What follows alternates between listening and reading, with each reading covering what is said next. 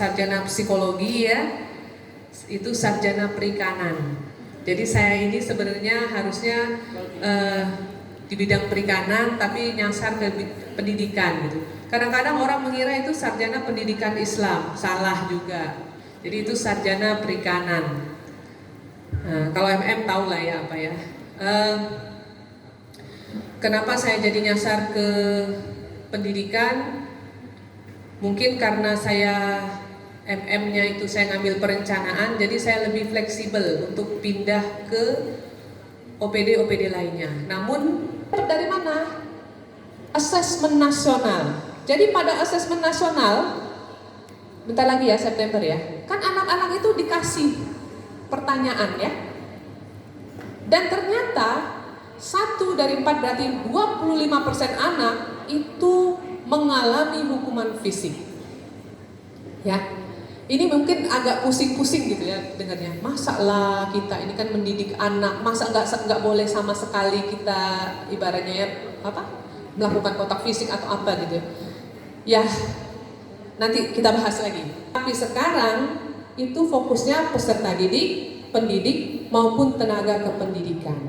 Ya, jadi kalau seandainya ada misalnya guru gitu ya, anak SMP ini kan sudah remaja ya, dia transisi ya. Kalau ada guru kemudian dilecehkan oleh siswa, itu bisa dilaporkan ke TPPK dan itu harus mendapatkan penanganan. Sebenarnya selama ini juga sebenarnya sudah ya, tapi dengan adanya Permendikbud ini jadi lebih dikuatkan. Jadi bisa diselesaikan ya. Jadi nggak cuma peserta didik yang dilindungi, tapi juga pendidik dan tenaga kependidikan. Selanjutnya benar kejadian, saya nggak bohong gitu ya, nggak ngada-ngada. Ada kejadian di salah satu SMP di Sungai Lem ini, permasalahan siswa, ya siswanya ini ada semacam perlakuan dari gurunya dan wali kelasnya gitu ya. Nggak terima, yang nggak terima siapa? Orang tuanya nggak terima, ngelapor lah ke kami gitu. Tapi kami kan pasti akan mengambil keterangan segala macam mediasi gitu. Tapi ternyata nggak selesai di situ, kemudian melebarlah kemana-mana gitu ya. Si anaknya nggak apa-apa, tapi gurunya trauma setengah mati, sampai ngomong ke saya, itu kekerasan lainnya. Nah, bentuk-bentuk kekerasan ini bisa secara fisik langsung dilakukan atau bisa melalui verbal. Jadi kita ngatain, bodoh bener kan ini berkali-kali dijelas, gak ngerti juga. Hati-hati ibu-ibu, bapak-bapak, ini juga termasuk kekerasan.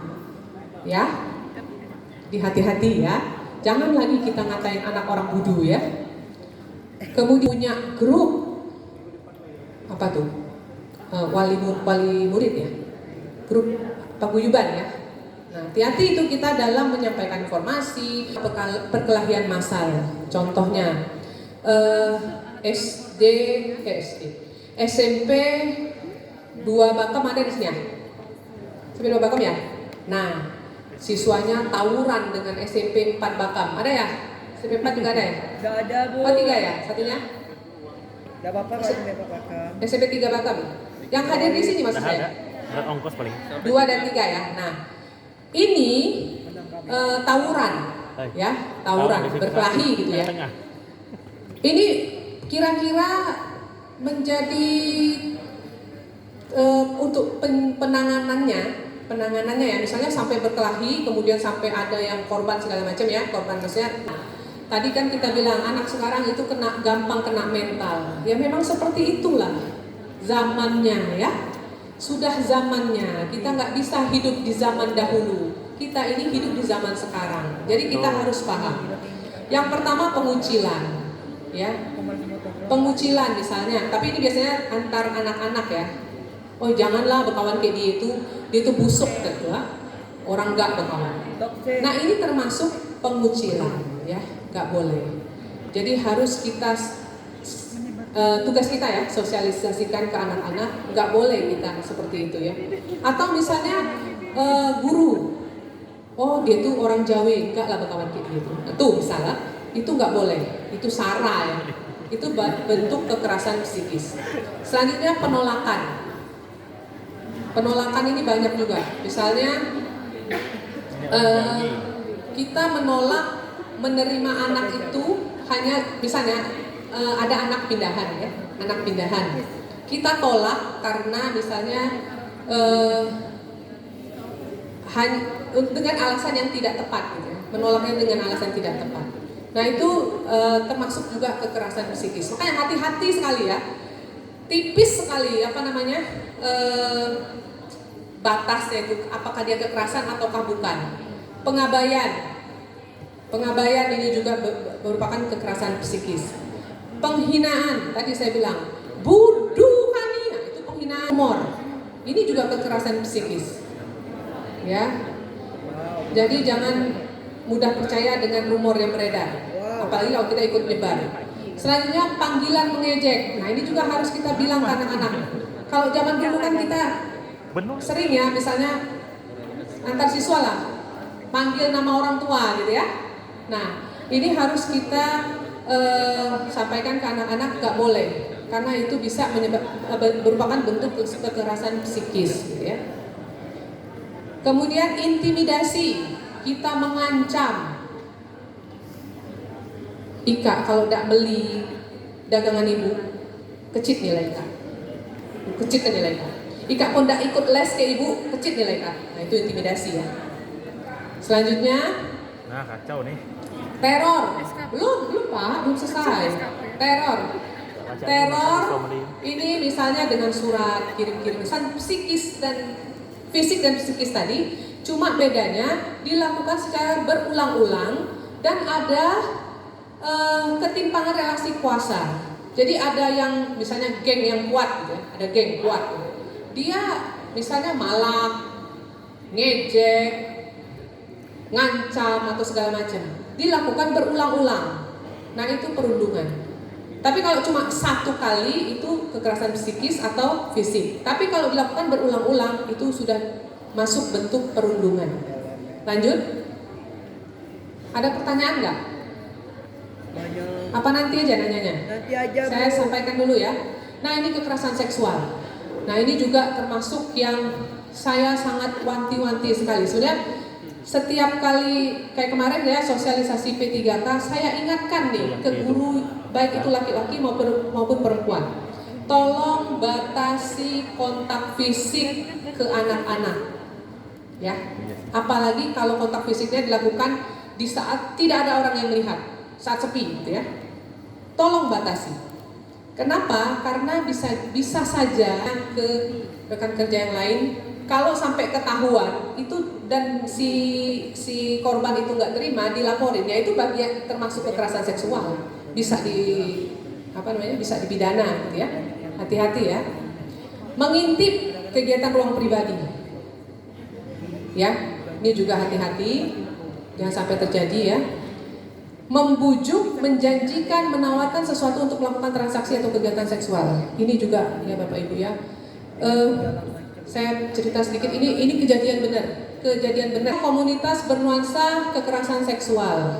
Ini contohnya misalnya tadi ya, pada saat ospek, tapi hukumannya bernuansa seksual. Nah itu juga nggak boleh ya. Makanya kalau MPLS itu kita harus, sekarang udah nggak ada lagi ospek ya, MPLS sekarang ya. Jadi nggak ada lagi peluncup. Zaman kita dulu kan ya kan. Contohnya, saya SMA, disuruh nulis surat cinta. Sebenarnya itu kan kekerasan juga, maksa itu nyuruh nulis surat cinta ke senior kan, ya kan? Tapi kan zaman dulu kita mikirnya lucu-lucuan gitu ya. Mendinglah zaman dulu nggak mungkin disebarkan. Kalau zaman sekarang, cobalah kita nulis surat cinta gitu ya, disebar di foto, disebar nanti ke grup kan. Selanjutnya percobaan perkosaan walau tidak terjadi penetrasi. Ini semuanya dewasa kan ya, karena bahasanya kan bahasa ini nggak masalah ya. Nah ini enggak, meskipun tidak terjadi penetrasi itu tetap merupakan kekerasan seksual. Kemudian perkosaan dengan penetrasi ataupun memasukkan benda lain itu luar biasa lah, yaitu benar-benar kekerasan seksual. Pemaksaan memperdayai untuk melakukan aborsi. Jadi misalnya ada siswa SMP hamil nih ya. Nah, pacaran kan hamil. Jadi kalau si anak yang laki-laki ini berarti anak SD, SMP itu anak atau kelompok disabilitas. Nah, kalau misalnya korbannya guru atau tenaga pendidikan kan itu bukan anak ya. Jadi ini sorotannya fokusnya adalah anak dan kelompok disabilitas. Tindakan tersebut tetap termasuk kekerasan seksual dengan ada atau tidak adanya persetujuan korban. Ya. Jadi kalau seandainya si anak ini nggak setuju dengan perlakuan kita ataupun dia setuju dengan perlakuan kita dari berapa tadi ya sampai Z ya 26 bentuk kekerasan seksual tadi itu tetap kekerasan seksual baik dia setuju maupun tidak setuju ya. Kelamin dan sebagainya itu ya ada 1, 2, 3, 4, 5, 6 ada 8 ya, ada 8 tindakan kekerasan seksual yang tadi kita sebut. Itu termasuk kekerasan seksual jika dilakukan tanpa persetujuan korban. Jadi kalau misalnya ada misalnya ya salah satu warga sekolah kita yang punya kelainan tadi eksibisionis, dia tiba-tiba aja buka celananya nunjukin ke ibu-ibunya, ya itu bisa kita laporkan. Itu termasuk kekerasan seksual, ya. Satu pemali itu rata-rata gurunya muslim semua, ya. Tapi ada guru yang non muslim, dipaksa pakai jilbab juga biar seragam. Nah itu termasuk diskriminasi atau intoleransi. Sama juga misalnya ada siswanya non muslim, karena di situ sekolah muslim semua dipaksa untuk pakai kerudung gitu semuanya. Nah itu juga nggak boleh. Atau misalnya di Santo Yosef misalkan ada anak kan di situ misalnya sekolah yang Kristen ya, tapi ada anak yang Muslim masuk ke situ, dia pakai jilbab, kemudian dipaksa untuk buka. Nah itu juga termasuk diskriminasi ya. Kemudian mengikuti pelajaran agama. Jadi kalau misalnya kita larang anak itu, misalnya nih pas pelajaran agama itu jamnya penjaskes, anak ini misalnya dapat apa namanya PIP gitu ya, contoh lah PIP. Dia ini termasuk agak mampu lah, kurangin aja lah. Nah itu kan nggak boleh, haknya kan dia penuh dapatnya kan. Jadi misalnya lumayan ini masuk ke kas sekolah gitu, untuk kegiatan apa, nah itu nggak boleh. Tapi mudah-mudahan kalau di Bangka ini nggak ada lah kita yang berani ya memotong anggaran PIP itu ya.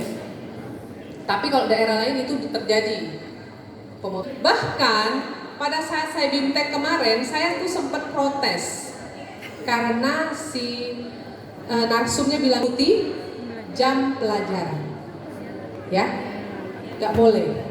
Bolehnya gimana? Dia melakukan dihukumnya itu pada saat jam istirahat, ya. Nggak boleh pada saat lingkungan satuan pendidikan itu ada 3 hal yang harus dilakukan. 1, penguatan tata kelola. Yang kedua edukasi, dan yang ketiga penyediaan sarana dan prasarana. Lanjut. Untuk penguatan tata kelola, ini tadi ya sempat saya singgung, yaitu yang pertama yang harus dilakukan adalah menyusun dan melaksanakan tata tertib serta program PPKSP. Nah, setelah menyusun dan melaksanakan tata tertib, ini nanti bisa di-download juga Permendikbud 46-nya, itu rinci sekali disampaikan di situ ya. Perencanaan dan melaksanakan program PPKSP, membuat SOP, kemudian aturan-aturan terkait untuk pencegahan kekerasan. Menerapkan pembelajaran tanpa kekerasan. Nah ini mungkin yang saya tahu ini tugas sulit sekali ya, bagaimana caranya menerapkan pendidikan di kelas tanpa kekerasan. Karena menghadapi generasi Gen Z ini ya, kita itu harus banyak-banyak sabarnya gitu ya. Nah ini tapi bukan tidak mungkin kalau kita bersinergi seluruh elemen di dalam satuan pendidikan, insya Allah ini bisa kita laksanakan ya. Anak-anak ini kan sebenarnya anak-anak kita gitu ya, bukan musuh kita. Jadi kenapa kita harus memperlakukan mereka dengan kekerasan gitu ya? Kalau bisa pelan-pelan kita rubah iklim di satuan pendidikan ini menjadi iklim yang bisa membentuk suatu komunikasi yang baik antara siswa maupun guru gitu ya. Insya Allah bisa kok, saya yakin bisa selama kita semuanya mau memulainya. Selanjutnya membentuk TPPK. Ini sudah dibentuk, saya yakin semuanya sudah karena sudah upload di Dapodik. Tinggal bagaimana caranya supaya TPPK ini bergerak gitu ya. TPPK ini terdiri dari tenaga kependidikan, pendidik, tenaga kependidikan juga bisa, kemudian wakil dari komite ataupun wakil dari wali murid. Kenapa kepala sekolah nggak dimasukkan? Karena yang membentuk itu justru kepala sekolah gitu ya. Kepala sekolah udah ada tugas lain, jadi untuk mencegah menangani kemiskinan ini dibentuklah tim gitu ya. Nah, saya nanya, gimana kalau kepala sekolahnya yang terlibat kekerasan? Siapa yang akan menanganinya? Ibu sudah nyebut menangani dan mencegah kemiskinan. Betul, ya. Satgas yang akan menanganinya. Jadi ketika kepala sekolah terlibat kekerasan, yang menangani adalah Satgas. Kalau jangan misalnya si ini ngadu, terus ini kita kan jangan kita langsung mendengar yang ngadu ini gitu ya. Belum tentu dia benar, belum tentu yang diaduin salah. Makanya kita harus prinsipnya praduga tak bersalah dulu. Setelah kita ambil keterangan, nanti kalau misalnya ada saksi-saksi kita kumpulkan, baru kemudian kita putuskan. Seperti itu ya Bapak Ibu ya. Dan juga saya pesankan, kalau saya dalam menangani kasus, kalau bisa ya, ini kalau misalnya kasusnya anak dengan anak mungkin lebih gampang ya, bisa kita selesaikan. Karena kalau anak ini kan lebih mudah dia ngikut kita gitu ya. Tapi kalau misalnya masalahnya antara anak dengan tenaga pendidik atau dengan tenaga kependidikan, dan kemudian yang melapornya adalah orang tua, kalau bisa jangan dipertemukan antara orang tua dengan si terlapor, misalnya gitu ya. Karena ini kita menghindari terpancing emosi anak. Jadi sebenarnya tujuannya bukan hanya anti kekerasan ini bukan hanya tadi melindungi peserta didik atau pendidik atau tenaga pendidikan dari kekerasan, tapi juga membuat mereka juga sadar bahwa kekerasan itu tidak boleh dilakukan ya, baik yang oleh pelaku maupun oleh yang korban gitu ya. Jadi mereka paham. Yang kita harapkan justru anak-anak kita ini ya yang jadi lebih aware, lebih paham bahwa kekerasan ya. Dan ada alat tulis kantor. Alat tulis kantornya ya biasalah TKB. Ikut mengawal dan memantau apakah satuan pendidikan, Pemda dan Kemendikbudristek menjalankan PPKSP dengan baik. Jadi harus sinergis semuanya ya. Harus saling mengawal dan memantau. Nah, pendidik, tenaga pendidikan, peserta didik, komite dan orang tua ikut berperan aktif dengan mengkampanyekan dan melakukan sosialisasi. Jadi ini semuanya harus terlibat dalam sosialisasi. Lanjut. Nah ini ya, pembentukan TPPK itu kenapa perlu dibentuk? Untuk memastikan penanganan kalau terjadi kekerasan di satuan pendidikan. Kemudian TPPK juga bisa mendorong Pemda membentuk Satgas. Kemudian orang tua dan wali memastikan terbentuknya TPPK, orang tua dan wali dapat bergabung menjadi lagi. Kita cepet-cepetin aja. Nah, kalau di satuan pendidikan yang membentuk TPPK itu adalah kepala sekolah. Kalau di Satgas itu yang membentuk adalah Pemda ya. Dalam hal ini ditetapkan oleh Pak Bupati. Lanjut.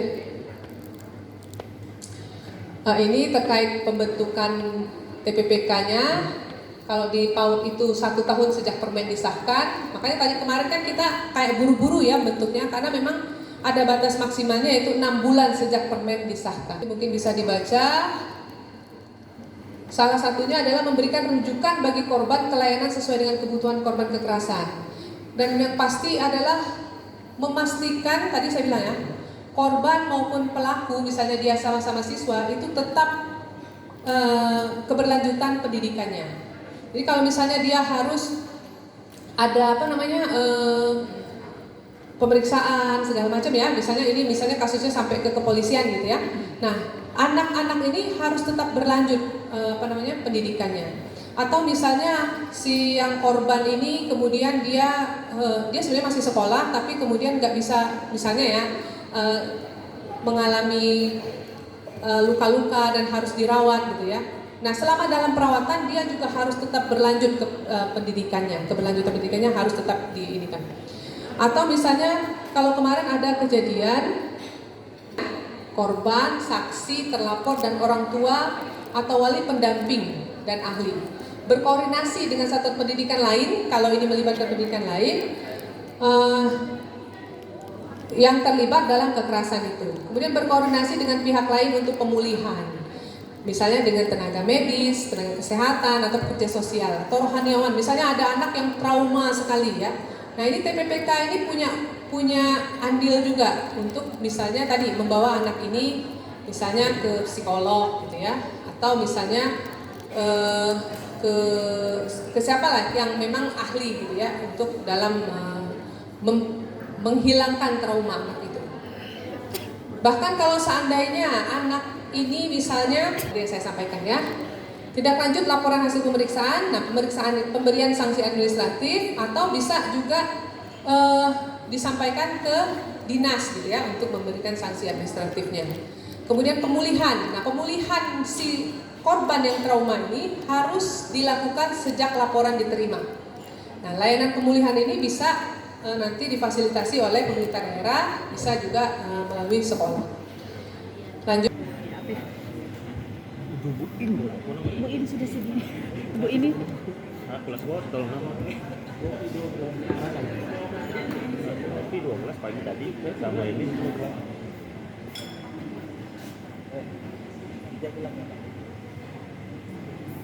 Mana?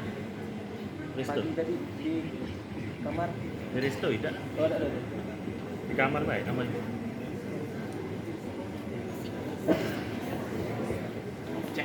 Ini belum kalau akan.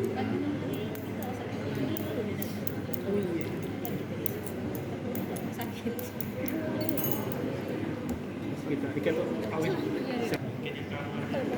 Udah kenyang nggak? Tidak makan. Pas Rebecca belum makan. Rebecca kan? Rebecca kan?